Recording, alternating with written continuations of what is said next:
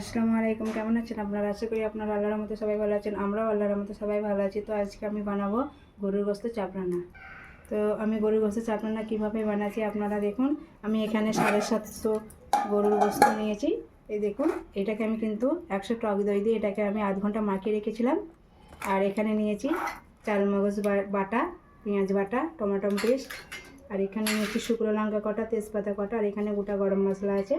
এখানে আদা বাটা, রসুন বাটা, কাশ্মীরি চিলি পাউডার, জিরে গুঁড়ো, ধনে গুঁড়ো আর লবণ, আর এখানে দিয়েছি সরিষার তেল। আমি কিন্তু এখানে হলুদ দেবো না, এটা আমি সাদাভাবেই আর কি রান্নাটা করব। আমার কড়া গরম হয়ে গেছে, এবার দিয়ে দেবো সরিষার তেল।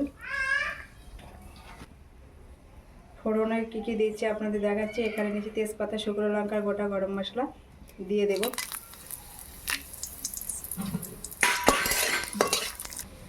এবার দিয়ে দেবো পেঁয়াজ বাটা, এবার দিয়ে দেবো আদা বাটা, রসুন বাটা, এবার দিয়ে দেবো জিরে গুঁড়ো, ধনে গুঁড়ো, এবার দেবো পানি পরিমাণ মতো, এবার দিয়ে দেবো চালমগজ বাটা,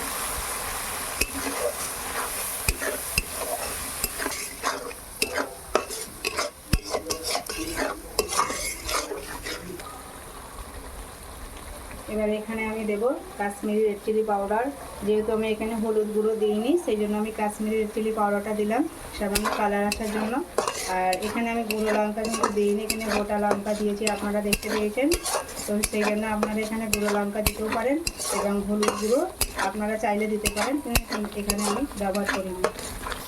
দেখুন বন্ধুরা, আমার তেল ছেড়ে দিয়েছে। এবার দিয়ে দেবো টমেটো পেস্ট, দিয়ে আরও একবার ভালো করে এটাকে নেড়ে নেব।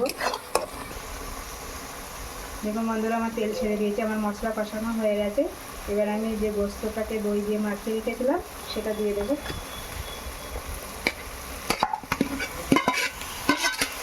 দিয়ে এটাকে আবারও ভালো করে এটাকে নেড়ে নেব। এবার দিয়ে দেবো লবণ, দিয়ে ভালো করে নেড়ে নেব। দেখুন বন্ধুরা, আমি এইভাবে এটাকে কষিয়ে নেবো, কষাতে থাকবো এইভাবে। দিয়ে আমি 5 মিনিট ঢেকে রাখবো। আর 5 মিনিট হয়ে গেছে, এবার দেখে নেবো। এখন বন্ধুরা পুরো কষা কষা হয়ে গেছে। এটাকে আমি আরও 10 মিনিট এটাকে ভালো করে কষিয়ে নেব।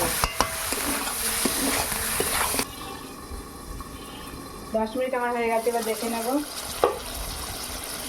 দেখুন বন্ধুরা, কত সুন্দর তেল ছেড়ে দিয়েছে, যে মানে কালারটাও খুব সুন্দর এসেছে।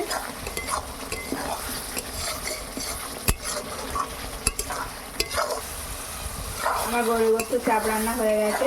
দেখুন বন্ধুরা, কত সুন্দর কালারটাও খুব সুন্দর দেখতে লাগছে, আর খুবই টেস্টি এই রান্নাটা। আপনারা দেখুন কত সুন্দর। এবার আমি নামিয়ে নেব। আমার হয়ে দেখুন বন্ধুরা, আমার গরুর গোস্ত চাপ রান্না খুব সুন্দর। এইভাবে আপনারা বাড়িতে বানিয়ে খাবেন, খুবই ভালো লাগবে, খুবই টেস্টি। আর এই চাপ রান্না আমাদের বাড়িতে খুবই পছন্দ করে।